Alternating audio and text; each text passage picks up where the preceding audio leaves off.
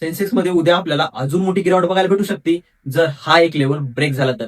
तो लेवल कोणता ते सांगतो, पण त्या अगोदर स्टॉक मार्केटच्या डेली अपडेटसाठी आणि निफ्टी सेन्सेक्सच्या डेली लेवलसाठी आमच्या चॅनलला पहिले फॉलो नक्की करा. सेन्सेक्स जर उद्या 74,420च्या खाली ओपन झालं तर आपल्याला 74,125 हा पहिला टार्गेट बघायला भेटू शकतो. आणि 74,125 जर ब्रेक झाला तर आपल्याला मोठी गिरावट सेन्सेक्स मध्ये बघायला भेटू शकते.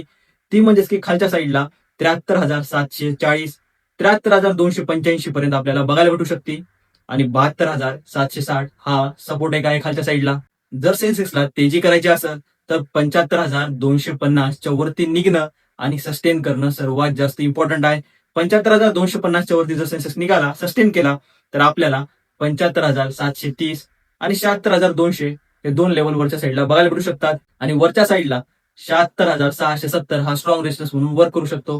हे सर्व लेवल्स तुम्ही विसरून जाणार नाही, यासाठी या रीलला नक्की सेव्ह करा आणि डेली अपडेटसाठी आमच्या चॅनलला नक्की फॉलो करा.